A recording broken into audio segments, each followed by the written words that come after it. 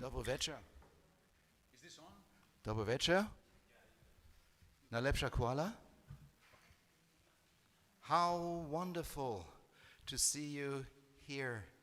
The book is out, and it's a beautiful, well-designed, special edition of Problemi International. I have to admit, I've never been looking forward to a journal and a launch as much as to this one. And it's been a tremendous joyride with all of you, and thanks to Anna Lecter, thanks to Aufhebung, thanks to our editor Mladen Dolar, and all the contributors, and thanks to Alan Oshbald, the wonderful designer. People have asked me, is that a spaceship? Is it a dark space room? Is it a black hole that will suck you in? No, it's Hegel. It's Hegel. And it's not too late. It's never too late for Hegel. When I told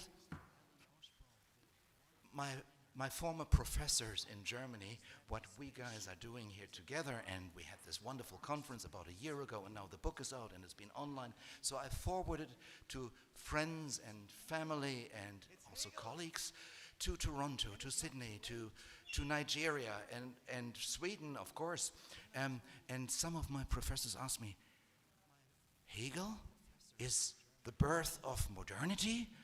We thought in Germany he's confused, and you may be confused now.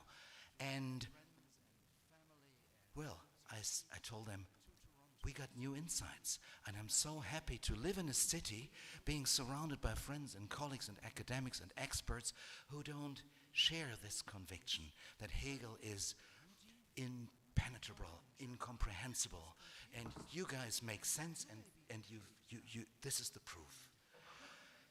To tell you the truth, I just rushed in from Ptuj. Ptuj is a beautiful city for those of you who haven't been, Rachel, maybe, in the north of beautiful Slovenia. There's a congestion on the highways, so you might better take a train and not do it like I did. So there's a poetry and wine festival. And last night I was up until 4 a.m. to discuss the future of Europe with drunken poets. And I have to admit, I do have a hangover. And what happens the moment I stumble into Moderna galerija, Gregor, our friend, offers me a glass of sparkling wine to make the hangover disappear. Well, we discussed Doris Grünbein's open letter to Europe. It's been published by the news magazine Večer, and I highly recommend it to you. And on Monday night, at Sankt Dom, the Cultural Center, we will open, well, it's the finissage, but it's a big event at Sankt Dom about European humanism. And next Thursday, we will discuss the future of Europe. Europe is still a continent of migration, with Veronika Beit from the Peace Institute and Professor Heinz from Essen. So much is happening, and Hegel is part of the European treasure box. That's why I mention it. And you guys, you are the key maker. You open the doors to those in Germany and beyond, those who believe Hegel. We got no idea what he's talking about, and you guys make sense. Please, everyone who hasn't got a copy, get a copy, disseminate it, send it to your friends all over the world, and make Gregor and Mladen and Bara and all the contributors really famous, and YouTube stars and so on. Thank you very much, yeah.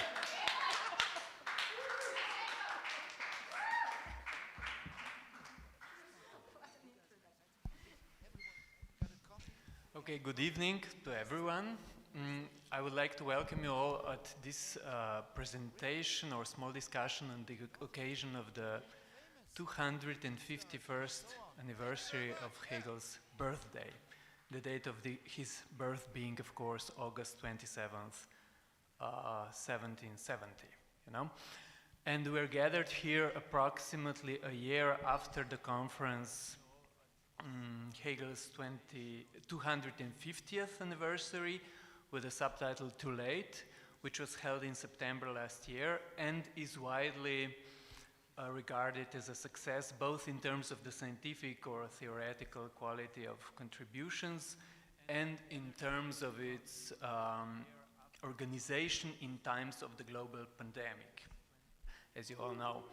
Now, the special occasion for our meeting today is the publication of the journal Problemi International, this black issue, of which everyone is talking about, with the title HEGEL250 Too Late. It should be, of course, noted in advance that the issue does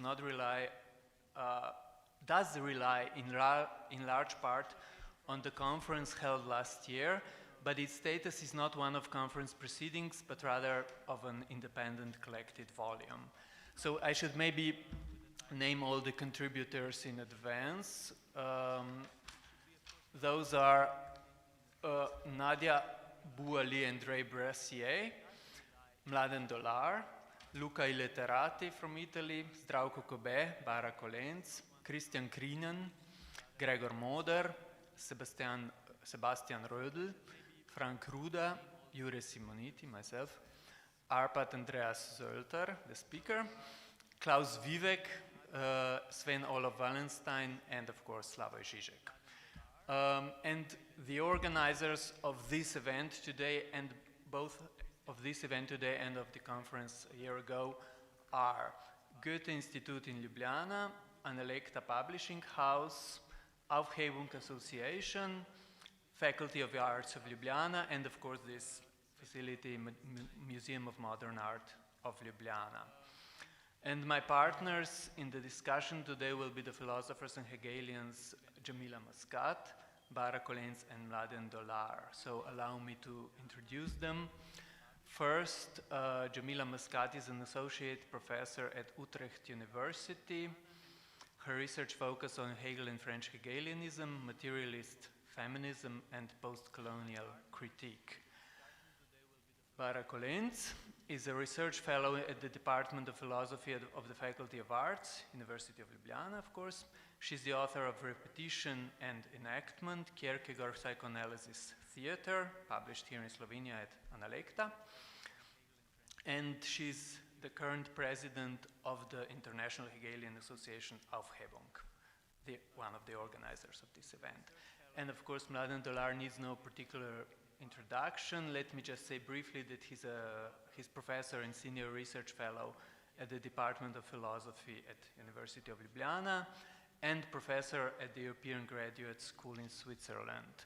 His principal areas of research are psychoanalysis, modern French philosophy, German idealism and art theory, and his book publications include, among countless others, A Voice and Nothing More, and together with Slavoj Žižek, opera Second Death, both translated into several world languages. Okay, so much for the introduction. Now, let me begin with another short introduction, just to somehow put our conversation today in perspective.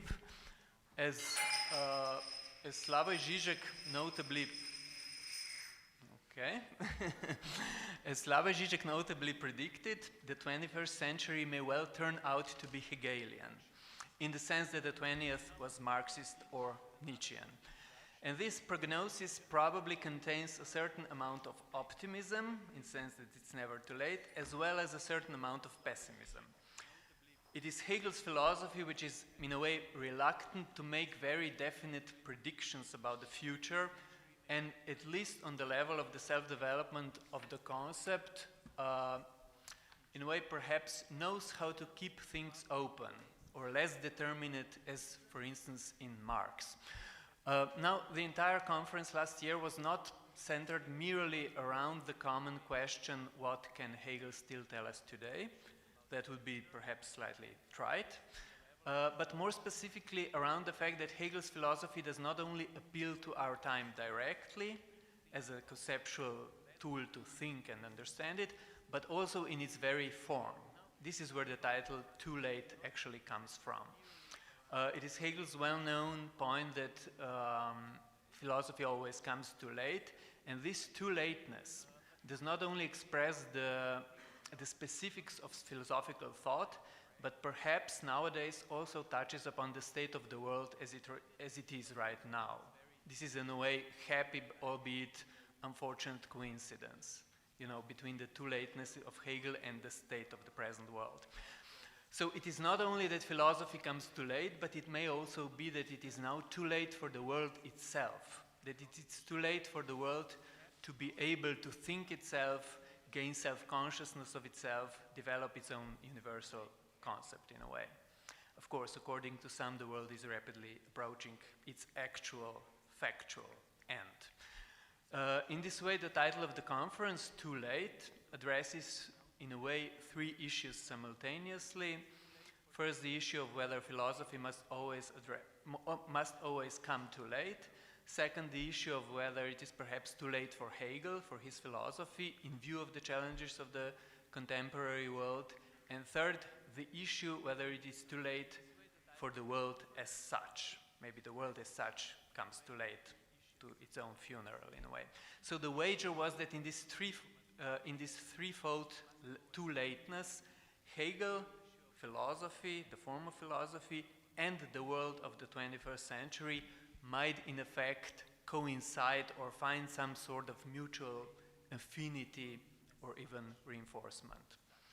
Okay, that's my second introduction, so let's move to the publication of Problemi International. Of course, the fact that an entire conference could still be pulled through last September perhaps borders on a miracle, and also the fact that Hegel's philosophy can still bring together so many different thinkers from all over the world. So I will begin with asking the editor, Mladen Dolar, on his general thoughts about this issue, as editor, of course. Thank you. Thank you. Exactly a year ago today, a large company of Hegelians was sitting around a table and having lots of champagne. Champagne is there again. And this was exactly a year ago today was Hegel's 250th anniversary. There was a lot of big cause for celebration, and we were planning at that point for the imminent conference to come and for the publication. So it seems fortunate, auspicious, that exactly a year later, again on Hegel's birthday, the book is out. The result of this effort of the conference and of a long editing procedure. This is the fourth issue of Problemi International. As for all the previous issues, the issue is available free online, but now we have a printed edition for the conventional people, old-fashioned people like myself, and there are many of us around who prefer to have a book in their hands, the physical thing. And I think, well, I'm not an objective judge of this. I can't be an objective judge. I can't say anything objectively about this. I think it really looks beautiful.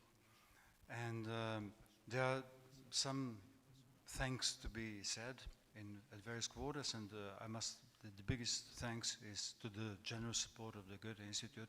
Thank you so much, Arpad.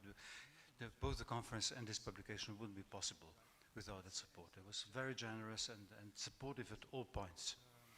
And I will thank some people who are present. Arne Nosbold is the designer for this, I think, very beautiful cover. And I must mention the copy editors, Tanya Domingo for one part, and Eric Powell for one part, who is also there. The copy editor of part of the thing.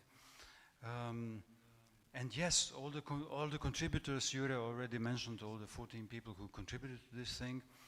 Editing was a hard work.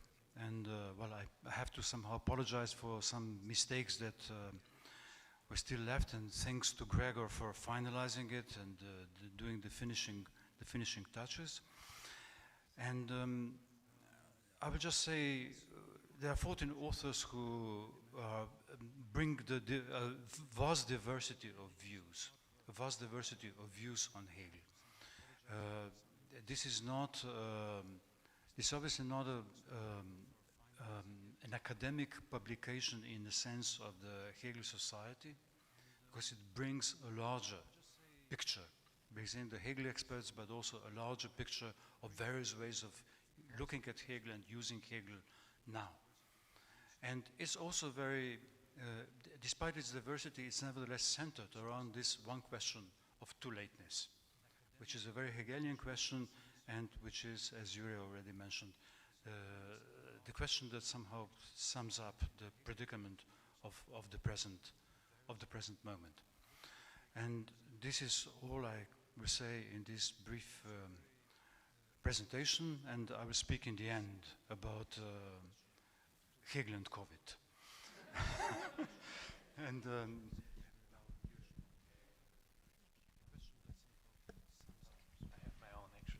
okay, now the real discussion now can begin.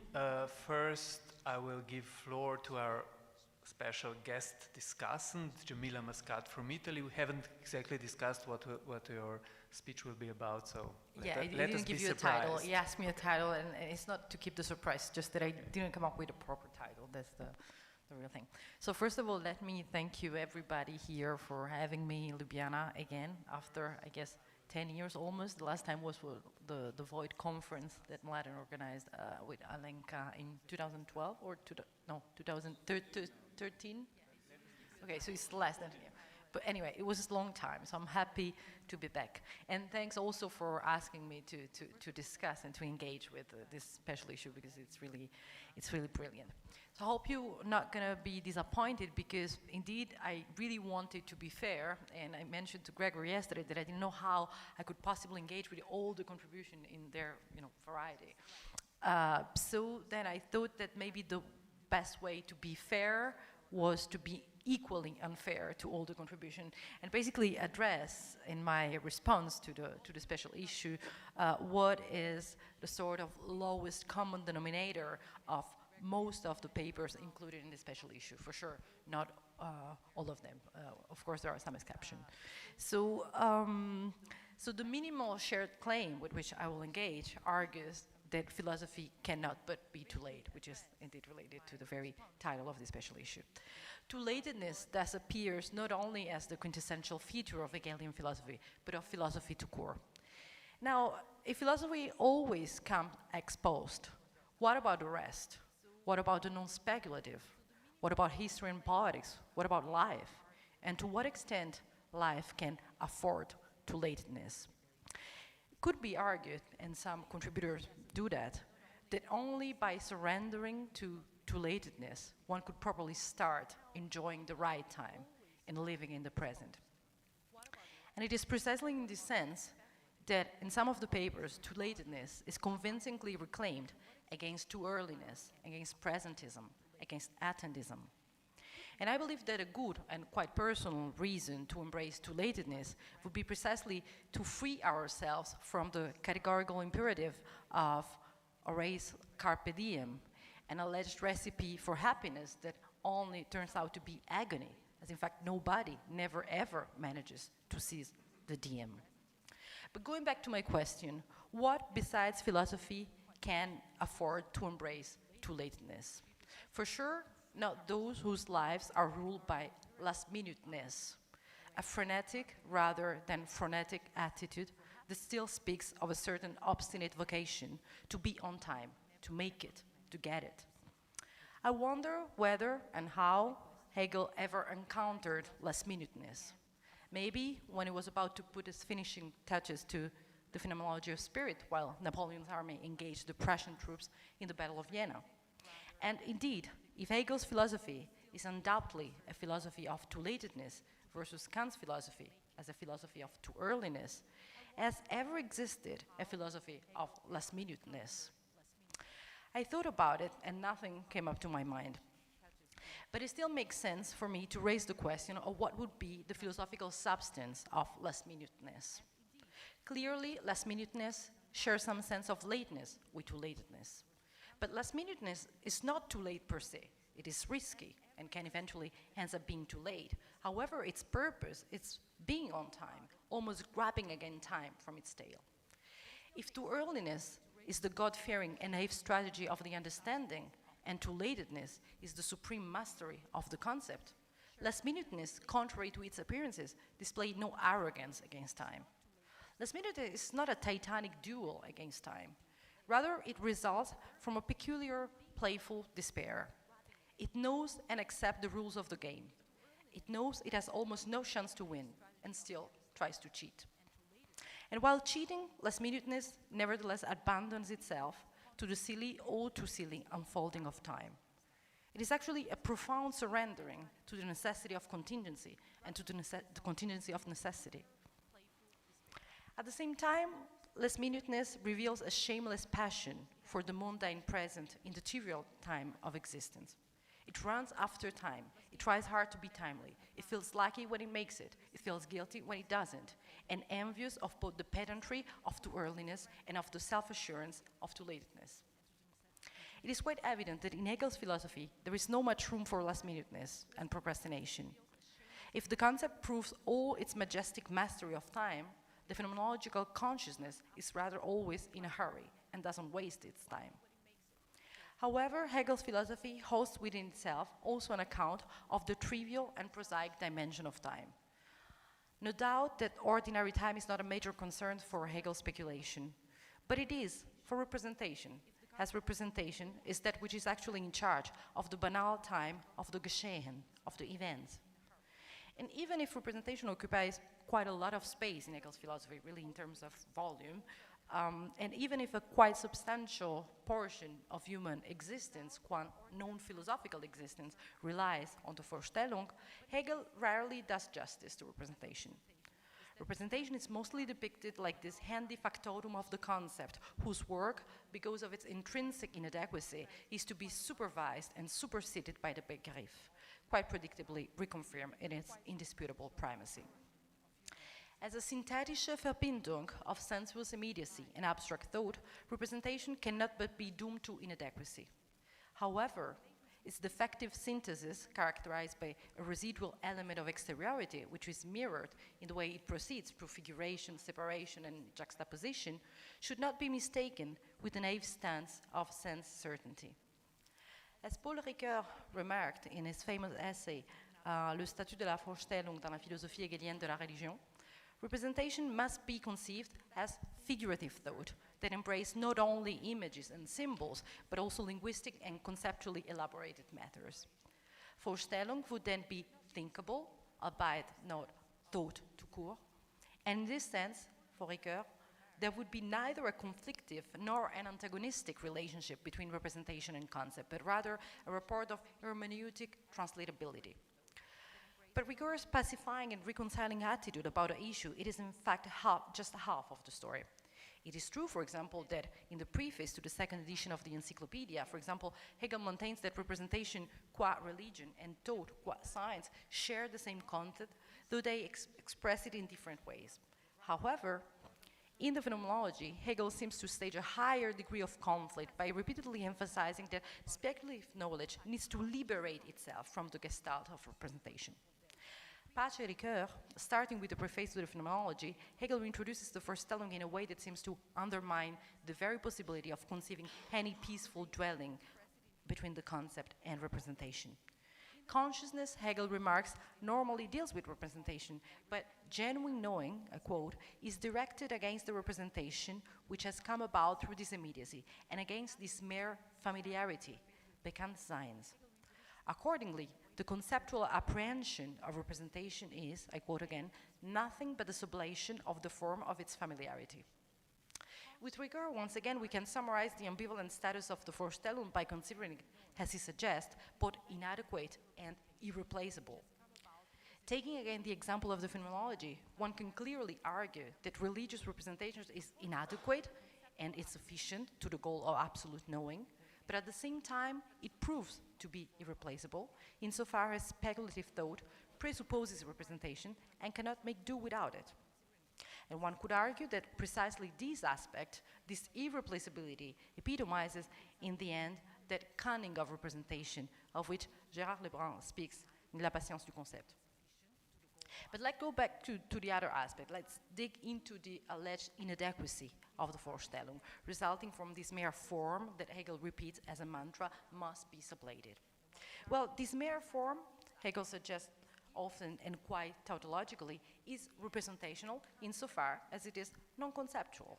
It is uncomprehended immediacy, or non-conceptualized immediacy, unbegriffene Unmittelbarkeit, whose moments, I quote, have, this is Hegel again, the character of not having been comprehended, der Charakter nicht begriffen zu sein. This indeed doesn't help a lot. But we can find more significant clues about the misdeed of representation. For example, in the phenomenology, Hegel explicitly states that it is the form of objectivity, Gegenständlichkeit, namely the form of externality, that needs to be superseded. Representation is thus inadequate as it is external to the subject matter, and interesting, Hegel speaks of the revealed religion as a garment, das Kleid, something that reveals precisely by covering with this representational fabric the life of the spirit. Representation, in that sense, literally stellt sich vor.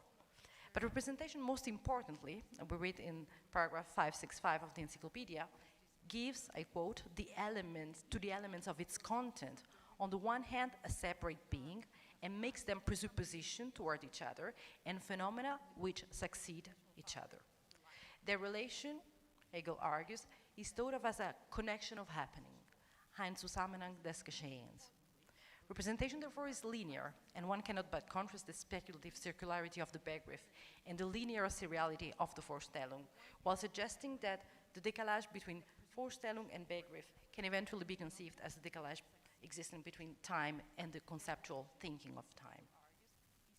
So the scene of representation consists in its dangerous surrendering to time, the ordinary time that merely happens to be. Representation, as Hegel says, is in charge of the happening of every incomprehensible occurrence. Unbegriffliches Geschehen. The time of representation is the time that arises and passes away. The time that Hegel writes is the being which, in that it is not, and in that it is not, is. The time as intuited becoming, or to quote again from Hegel, this abstraction of destroying. Representation has no mastery of time at all, and yet it tries as much as it can to retain the present, to recall the past into it, and to anticipate the future. And if the speculative refuses to conceive of time as a flow in which things are immersed, this would be again an abstraction of externality, representation is inhabited and ruled by the time of ordinary common sense. The time of the clock of the white rabbit, to whom Alice in Wonderland asks, "How long is forever?" And it replies, "Sometimes just 1 second." This is why, being obsessed with the timeliness of the instant and the rendezvous it doesn't want to miss, representation cannot afford too-latedness. And yet it never manages to properly accomplish the injunction of the carpe diem. Representation does not indulge too-latedness, even if the present, for the Vorstellung, is always already out of joint. It rather occasionally embraces last-minuteness, but above all, it merely represents. It makes the present before us. Representation does not share the hubris of Schelling's shot from a pistol, which famously only culminates in the night in which all cows are black. Instead, representation incessantly counts its well-distinguishable sheep, one after the other.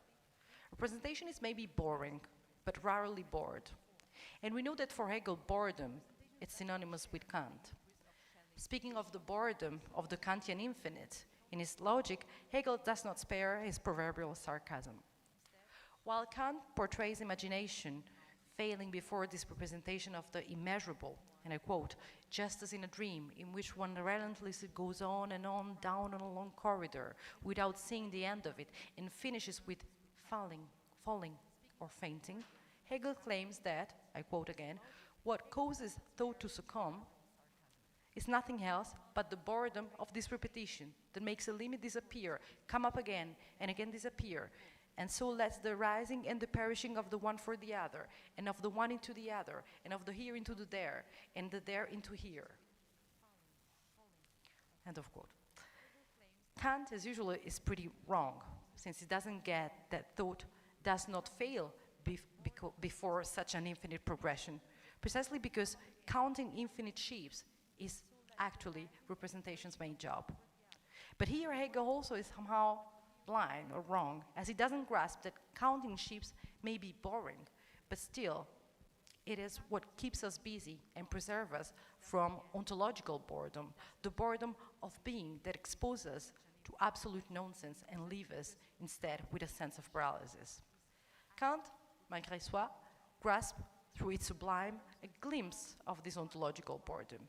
It only reverses the term. Borrowing from the Italian poet Giacomo Leopardi, almost a contemporary of Hegel, of whom Schopenhauer said that, quote, he was completely filled with ennui and steeped in it, as he depicted it on each and every page of his work, but in such a multiplicity of form and aspects, with such a wealth of images that it never becomes boring. So, borrowing from Leopardi to redress Kant's confusion, one could argue that boredom, in spite of being evil, is the most sublime of all human emotions, because it is an expression of a profound despair that arises not in front of the infinity of the universe, rather at not finding anything that can satisfy the soul's boundless needs. Noia, boredom, is for Leopardi inextricably interwoven with the burden of human consciousness. And this explains his jealous statements with respect to animal creatures and inanimate objects who do not experience boredom at all. Animals have the advantage of being fully present to the world, while humans, I would suggest, can only represent it. Towards the end of his Canto Notturno di un pastore errante dell'Asia, Night Song of a Wandering Shepherd of Asia, Leopardi writes, "O my resting flock, blessed are you who know not your wretched condition. How I envy you, not only because you are almost free from pain, since you immediately forget every affliction, every loss, every great fear, but above all because you never feel boredom. When you rest in the shade, on the grass, you're quite unhappy. I too stand still on the grass, in the shade, and yet a sense of anguish occupies my mind, and restlessness almost hurts me, so that, though I stand still, I'm further than ever from finding peace or rest. I can't say what you enjoy or why, but you're fortunate, O my flock. If you could speak, I would ask you, tell me, why are all creatures at peace, idle, lying in sweet ease, and why, if I lie down to rest, does tedium seize me?" However, Leopardi's poetry is precisely that which can spare the burden, what can spare him the burden of boredom. Representation in that sense helps, steals each for and cover or decorate tedium with its garment. This is all illusory and delusive, like many of the thoughts that we cherish the most. It is illusory, like crediting time for being too long or too short, like begging time or cursing time. But this is what it is, and this is how we bear boredom, the big boredom. We become boring not to be bored. This is the game. And representation knows how to play it. As a real player, one that quite often tries to cheat, he plays with the paradox that Jorge Luis Borges has illustrated in an essay entitled A New Refutation of Time. Sometimes representation wins, and most of the time it doesn't. So this is the paradox. Time, writes Borges, is the substance I'm made of. Time is a river which sweeps me along, but I am the river. It is a tiger which destroys me, but I am the tiger. It is a fire which consumes me, but I am the fire. The word, unfortunately, is real, and I, unfortunately, am Borges, or myself, procrastinating and still desperately trying to hopefully make it. Thank you.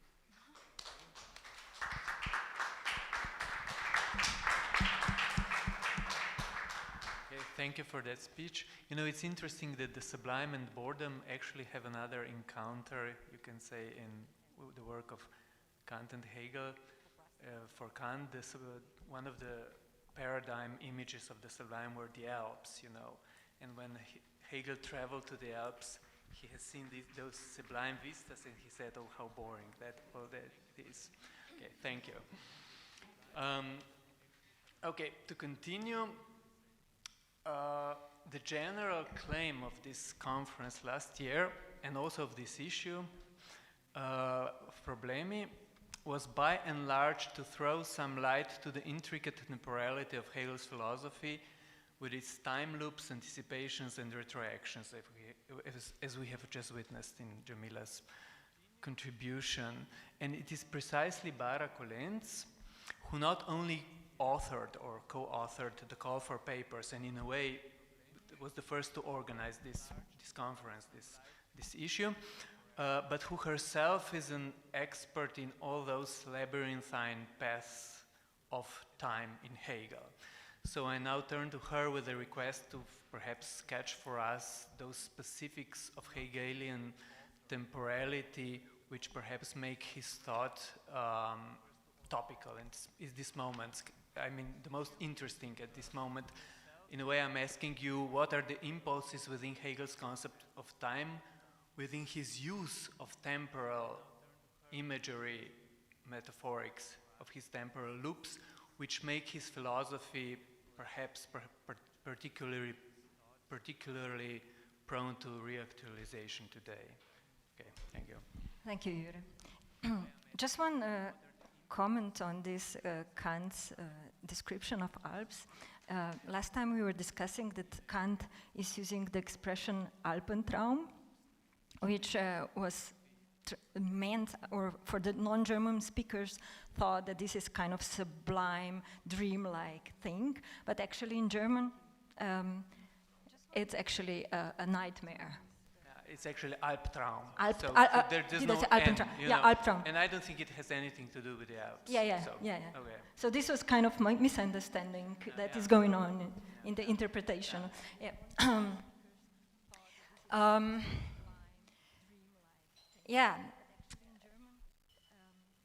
Today, on the 251st birthday of Hegel, we are presenting the book celebrating the 250th anniversary. And the double aspect of the book that Jure already mentioned, so the question, is it too late for Hegel today, or maybe it is too late for the world, and maybe Hegel can say something about it, or even help us in some way. So this double aspect stems from the question of beginning and ending, which is inscribed into the core of every anniversary. Anniversary makes us think about birth, death, and a rebirth. With Hegel, however, we can think the relation between beginning and the end that is crucial for the present time. Here the question is not of this or that end, for example, end of ideology, end of history, end of art, end of philosophy, but rather of the radical end and our relationship to it, that is our too-lateness. Taking a closer look, we can see that there is a certain doubling inscribed in our recognition of too-lateness. In the very moment we realize that it is too late, we also become aware of the fact that it is our recognition of this too-lateness that has come too late. And this split immediately leads us into a narcissistic self-accusation, which is but a flip side of self-victimization, in the sense that it is all our fault. If we had only realized on time that it will soon be too late, we could have acted differently and prevented the inevitable too-lateness we are now confronted with. We were too late in realizing it will soon be too late. We were blind to the red line dividing the not yet too late state of affairs, where many possibilities of how things could have evolved were still open, and the realm of too late once and for all, where there is only one single and inevitable path left, a path towards the apocalypse. Implying that if we had only become aware of too lateness on time, we could have prevented the course of events rushing towards the inevitable end. Such reasoning, clinging to the idea of expiration, which has recently become a common moralistic stance of different hegemonic discourses, such as the Anthropocene argument, the environmental neoliberalistic ecology discourse, and so on, conceals, as it is instantly evident, the fact that it is structurally impossible to realize on time, say in the very last moment, that it is too late. One is always too late in finding out that it is already too late. It is impossible to get ahead of too lateness itself. If our recognition comes on time, it is not yet too late. But once it is too late, any recognition of it is by necessity also too late. In its very core, I believe, this is the idea of the owl of Minerva. So, what can we do with this? Hegel teaches us that only in and through a radical end, which is the paradoxical but not impossible ending of the end itself, something new can also begin. Accepting the inevitable too lateness we are immersed in means changing our relation towards the end. It means stopping the lament over the possibility of a catastrophe and it means being brave enough to radically and uncompromisingly end something. It means bringing an end itself to the absolute negation. The negation of the end is not denying it or pretending the end is not here, for the end is here. It means bringing an end to its maximum, which is, in the last instance, ending the end itself. For example, ending the idea of the end of the world is a radical thing, because it also means ending the world as we know it. Ending the end itself, killing the death. This is the paradox of existence and of the spirit that needs to be taken upon. But only through this paradox, something new, a new reality perhaps, can be born. Ending the end means risking a radical transformation of all that is known and familiar, including the extinction of what is thought to be our subjectivity. So this touched upon many.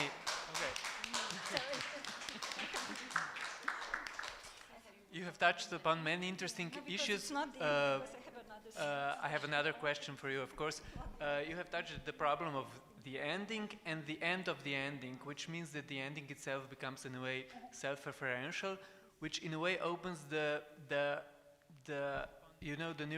new relation between the finitude and infinity. And this bears some, there are definite political implications of this logic.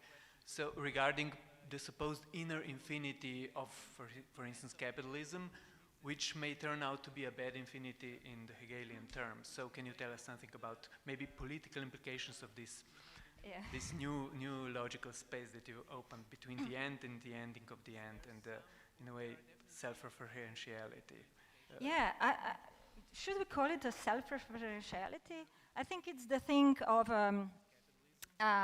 like mutual determination of being and nothing, and finitude and infinity. So in this ending of the end should happen. So yeah, it's still dialectical. But yes, I was like trying to really think about too lateness and the end of capitalism through Hegel. So maybe I can also give a few thoughts about this. So one of the most powerful thoughts of Hegel's science of logic is his critique of a qualitative differentiation of being and nothing, and subsequently also of a qualitative differentiation of finitude and infinity. The qualitative differentiation of being and nothing is fundamentally erroneous idea, says Hegel, which marked the history of Western thought and of philosophy. What does it mean?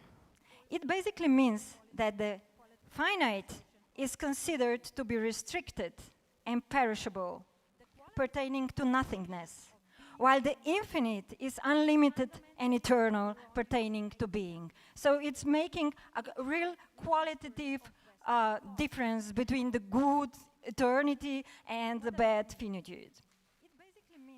Following this, and finitude lacking being and infinite being like pertaining to being. Following this, I'm quoting Hegel, the official claim is that the finite is incompatible with the infinite and cannot be united with it. That the finite is absolutely opposed to the infinite. Hegel's point, like here, is that there is no qualitative difference between being and nothing, between finitude and infinity. Their difference is solely, if I can say it like this, solely structural. And they are basically fundamentally intertwined. Intertwined through the process of mutual determination through negation. So the understanding and the history of philosophy clings to the idea of qualitative difference between finitude and infinity in a variety of falsifications. So Hegel claims that there are many falsifications of the history of thought and of philosophy that cling to this qualitative differentiation between finitude and infinity. One of the most adamant falsification of them being the idea of eternal being of perishing. This is the idea that everything perishes, everything disappears, but yet it is the very perishing that is eternal, that it is the very disappearance that is eternal. In this view, the eternal being of finitude is insisted on, which is precisely its transitoriness. And for me, it's immediately evident, and I'll try to make it evident for you as well, that it is exactly this falsification that drives the neoliberal stance. Everything perishes, yet it is the very perishing that is eternal. Everything disappears, yet it is the very disappearance that it is eternal. On the surface, it looks like the final reconciliation of perishing and the eternal. It is, for example, it is exactly the production of the new, that is the multiplication of things with limited durability that will last forever. It all looks like the ultimate achievement of the Enlightenment. For example, a limitless expansion of freedom which will bring us eternal peace. While behind the scenes, there is a terrible stalemate taking place. The perpetual reciprocal reference of two equally abstract notions, finitude and infinity, produces an impasse as soon as the understanding tries to determine either of them. So, neoliberal stance pertains to this very abstract connection of eternity and finitude. But as soon as we want to bring abstract ideas of finitude and infinity to the ground, by transforming them into measures of work, time, life, waste production, and so on, it becomes clear that in the era of neoliberalism, the limitless production of finite things doomed to extinction, the sooner they spoil, the better, is made the eternal being of capitalism. The idea of novelty promising progress towards the absolute well-being of humanity is promoted only to hide the morbid fact that it is decay and breakdown that are the drivers of capital. Capitalism cannot die precisely because it itself feeds on dying, on finitude. This means that the problem and the prosperity of capitalism is not in its infinity, as was the general view of postmodern thought, but just the opposite, in its finitude. The thing is that capitalism cannot end, not because the end is not inscribed in its very structure, as some critics of Marx's utopianism would argue, it very much is, but because the end is inscribed in its structure in such a way that finitude and infinity are held apart in a falsification that, supported by the ideology of neoliberal conservatism, deeply represses their fundamental intertwinement. This incapacity, this clinging to falsification, is due to the fact that killing the end would be capitalism's harakiri. For only through a radical negation of what thought and reflection and the so-called world are at a certain point can they be sublated and constituted anew. The end of capitalism and neoliberalism would mean the end of the erroneous idea that perishing is the eternal being of finitude. And to conclude, if we are to change the devastating effects of capitalism, it is of crucial importance not only to re-evaluate our utopias and deal with our fantasies, and stop pretending we can step beyond the fantasy and bring out the repressed. But to reconstitute both functionally and ideologically our relation towards finitude and infinity. This means raising human self-awareness to a new level, which would no longer celebrate infinity while silently practicing finitude, killing, and mortality, but would celebrate finitude and practice infinity within finitude itself.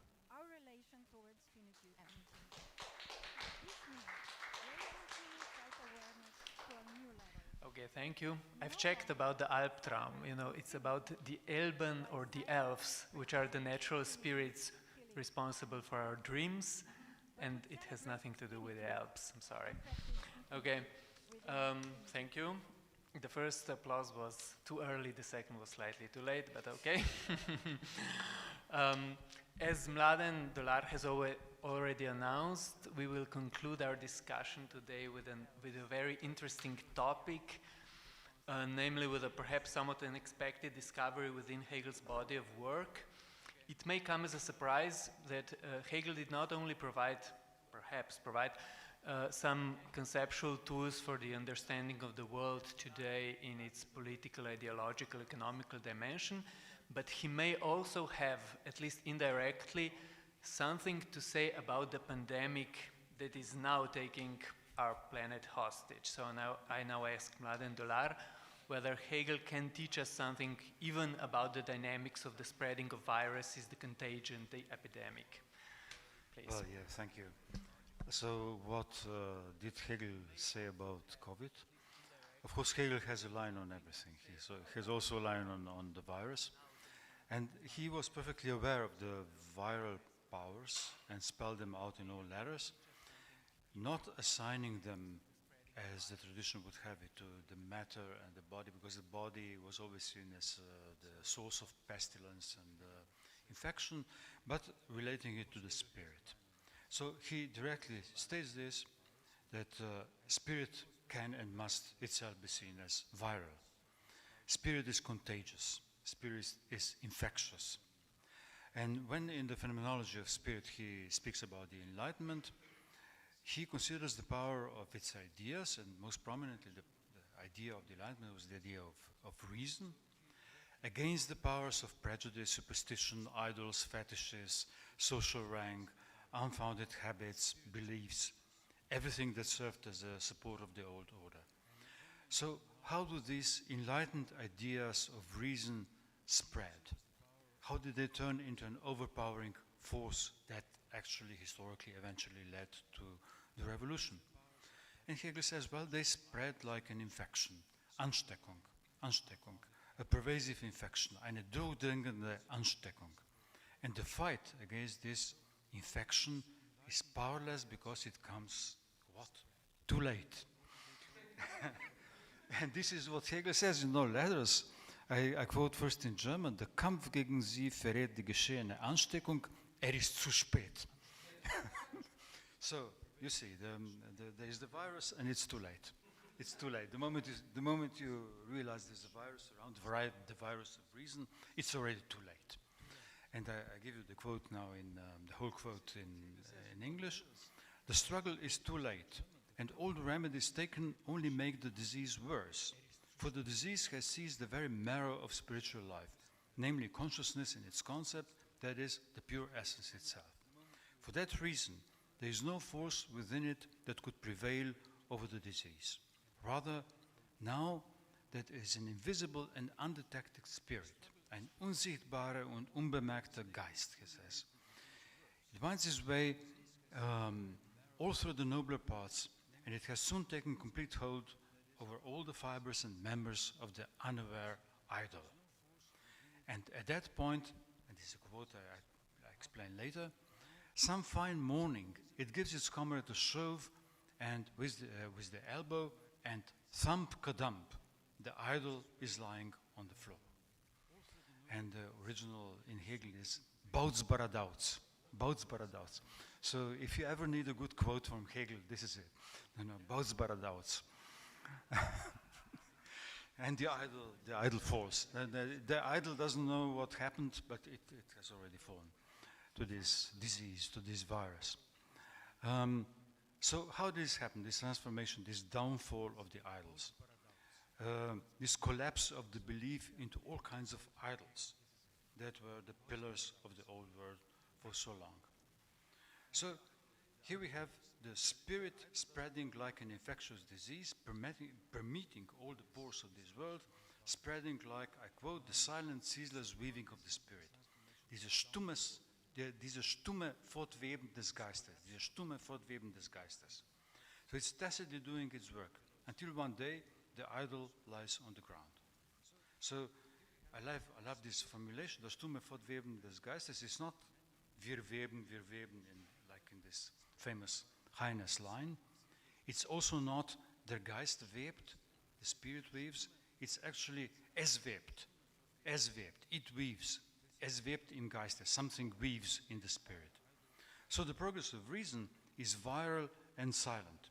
It's dependent on an it that weaves. It's not the voice of reason, which has ample history from Rousseau to Kant, but it's the silent reason, the silent weaving. Even more, stumm, it's dumb and mute reason. It's a wordless spirit, it's a wordless reason, like a wordless logos. And this looks like a contradiction in terms. It's like a pure viral force of logos. So what is virus? It's like a dumb logos. It's a zero-level reason, zero-level logos. Now I come to this, I said that part of this Hegelian quote was a quote itself. It's actually almost the only quote in the phenomenology. And Hegel couldn't resist for quoting Diderot. Actually, he quotes from Rameau's nephew. And it's from Diderot that he borrowed this image of the fall of the idols, foretelling nothing less than the revolution. And you know, Diderot was the arch-enlightener, the head of the encyclopedia, the spiritual basis at the heart of the Enlightenment. And Diderot was the one who truly believed in the victory of reason that can rely only on the infectious power of truth, goodness, and beauty.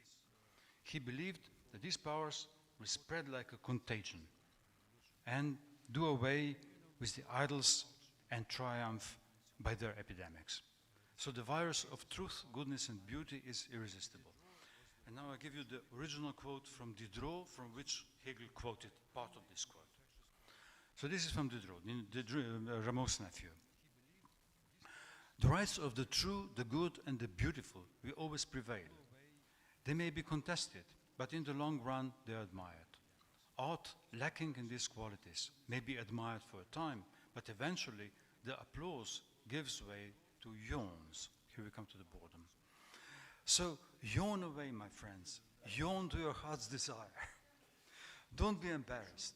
The supremacy of nature and of my Trinity is such that the forces of hell can never prevail against it. Truth, which is the Father, engendering good, which is the Son, whence comes beauty, which is the Holy Spirit, my Trinity establishes its dominion imperceptibly.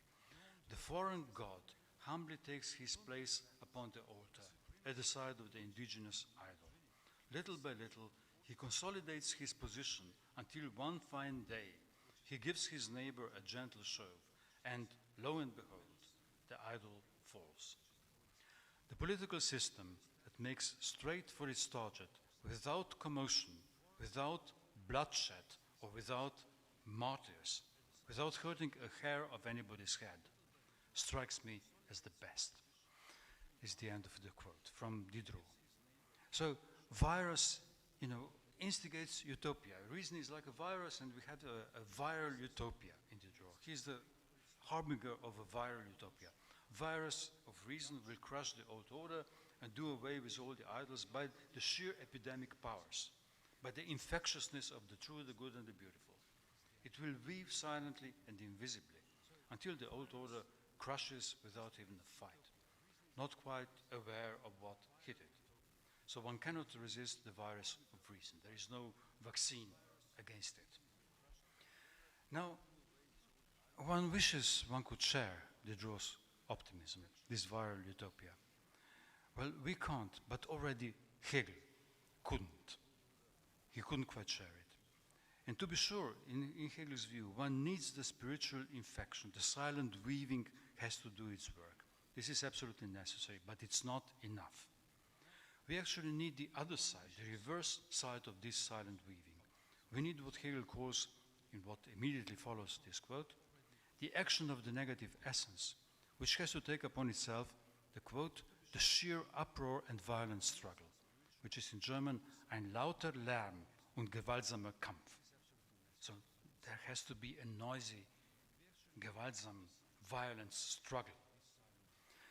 So the stumme Fortweben des Geistes has to turn into ein lauter Lärm. The dumb mute weaving has to turn into a mighty noise. So there's like a politics of sound going on. There's a question of how to make the virus, the silent virus, vocal. We cannot merely rely on the epidemic powers of spirit, supposedly triumphant in the long run without a struggle, a bloodshed, waiting for it to do its work. We have to turn ourselves into the warriors of this virus. Virus is the name of this trajectory, from silence and dumbness to loud noise, from an unconscious spread, an infectious spread of reason, to the battle cry. And now I come to conclusion. I will actually conclude with Marx, who implicitly adopted in his own way, by some somewhat different means, this logic in a famous passage in the 18th Brumaire, not through the virus, but through the mole. And the mole actually is doing the work of the virus in Marx. So the quote, as you know, is this, but the revolution is thoroughgoing. It is still traveling through purgatory. It does its work methodically. It had completed half of its preparatory work. Now it is completing the other half. And when it has accomplished the second half, Europe will leap from its seat and exclaim, well burrowed, old mole. Brav gehüllt, alter Maulwurf. And this is, of course, a paraphrase of Hamlet. Well said, old mole. And, well, the point I'm coming to, that this same phrase is exactly what Hegel used at the end of the history of philosophy, and actually Marx very probably got the idea from there. Now this is the quote from Hegel. Well, not only the virus, but the mole. The mole. Spirit often seems to have forgotten and lost itself, but inwardly opposed to itself. It is inwardly working ever forward. Es innerliches Fortarbeiten. As when Hamlet says of the ghost of his father, well done, worthy mole. Brav gearbeitet, wackerer Maulwurf, valiant mole. Until grown strong in itself, it bursts asunder the crust of earth, which divided it from the sun, from its notion, so that the earth crumbles away. So, in both these passages, the viral work is transposed to the mole, and the silent weaving to the underground digging. And we could say, well, the virus has turned into a mole. And if Hegel spoke about das stumme Fortweben, the mute dumb weaving, One should add that the mole is blind to complete this image. So there needs a mute, blind agent of the spirit to do the subterranean work. It makes a mole virus for spirit, it takes a mole virus for spirit to come forth. And for its coming forth, shall we say, from spirit to revolution. And the infection that Hegel spoke about led to the revolution. And here is the mole to continue the work. So neither the virus nor the mole will do that work of transformation by themselves, this mute, dumb, blind subject, unless we turn ourselves into their agent.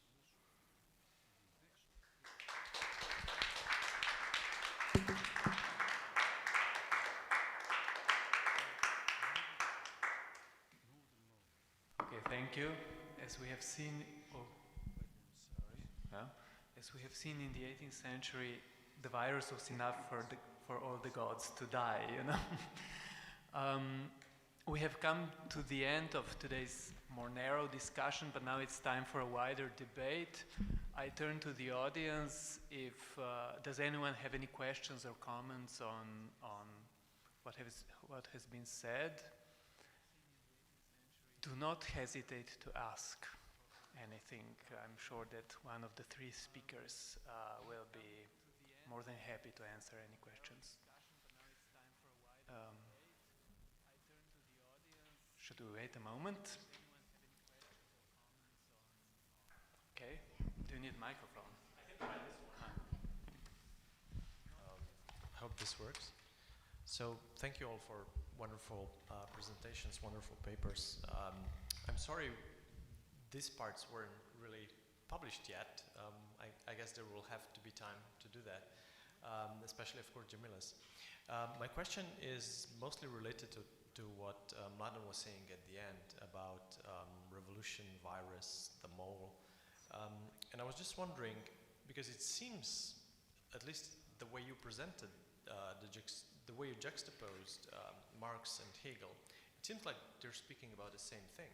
It seems like Marx isn't adding anything with respect to what Hegel was already saying.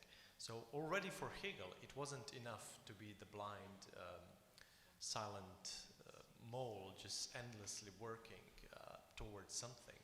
There has to be a loud noise, violent noise. So basically what you're saying is Hegel is already Marx. Is that correct? Well, yes, I thought the most striking thing in this original passage of Hegel is precisely this passage from the stumme Fortweben des Geistes, for this silent weaving of the spirit, which has to be done. It weaves. It's not we. It weaves somewhere. But it will never, this it is never enough unless we become the agents of this it. Because, and this is then the passage from the stumm, from silent and dumb, to lauter Lärm and gewaltsamer Kampf. There has, if it is to be accomplished, then a violent struggle will take place. It has to be turned into loud noise. And I think with the mole, it's actually the same. The mole doing the subterranean work, it's not enough. We have to rely on the mole doing the subterranean work, but unless we turn into the agents of it, and it that works inside the spirit, it will come to nothing. And indeed, I think that Marx relied on this Hegelian image. I think his quote from Marx is directly taken from the end of the history of philosophy from Hegel. This is where he got the idea to quote the same line, well said, old mole. I mean, okay, technically both Hegel and Marx misquote Hamlet, but I think they improve it actually. Actually, it's an improvement. I mean, there has to be the right of misquoting. It's a great thing. I mean, Hegel always misquotes Goethe and so many others. I mean, but it's always wonderful how he misquotes them. But yes, I think that Marx's line is taken from Hegel, and he's trying to say that, I mean, this goes in a different direction than the question of the Gallic rooster, no, which was the Hegelian response to the Owl of Minerva, the Marxian response to the Owl of Minerva. There has to be a rooster at the dawn. Actually, one of the pieces in the volume speaks precisely about the juxtaposition of these two images. I think the mole is, that if you take the Gallic rooster as a response to the Owl of Minerva, then you think it's not too late, it's morning. Let's seize the morning, let's seize the day. But the mole image is different. The mole image, which is directly taken from Hegel, from Hamlet then, okay, there has to be an it which does the subterranean work, and it's not simply in our powers to say, it's not too late, let's seize the day. There has to be an it on which we rely, and in which structure we are inscribed. So this, I think, is it's a slightly different Hegel and Marx than is usually talked about. Thank you. Are there any other questions? It's enough for today, isn't it? Okay. Oh, okay. Go ahead. I always have an immense, like there's an infinity of questions. So this one is directed more to Jamila and Bara, but also sort of starts off where Mladen just left.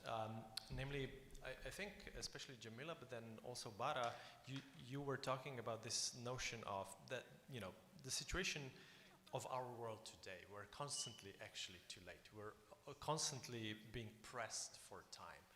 We're always busybodying somewhere. We can never actually accomplish all our work and have a proper rest because we're already falling behind certain deadlines and so on. So basically, yes, the deadlines have already passed. And I was simply wondering whether this predicament of today, in a way, of our constitutional too lateness in some sense. Whether, you know, this is something that you were specifically responding to, or is this something that, you know, is just, you know, just sits there and waits for your response? Yes, thanks, Gregor. Well, actually, I mean, the reason why I kind of focus on last-minuteness or on the triviality of time, the time we ran after, was because, well, I was reading the issue. I mean, many contributions really seems not only to endorse, you know, the idea that Hegelian philosophy comes too late, but also embrace too lateness. And I think it's, I mean, philosophically and conceptually the thing to do. But at the same time, I had the feeling that this conceptual embracement of too latedness, which is also considered by, I mean, I think also in your contribution, but even in your contribution, Bara, when you say, you know, in principle it was too lateness, or the fact that, you know, we probably have been always already too late. So it's not just a philosophical condition, it's probably a human condition, right? But I was wondering to what extent the triviality of the human can actually embrace this too lateness, can afford this acceptance of too lateness. So that was, I mean, at the very origin of my questioning. So that was my response. I was wondering if you thought of too lateness as something that may be the key feature of the human condition, let alone, you know, the main stance of Hegelian philosophy, but to what extent this is really affordable.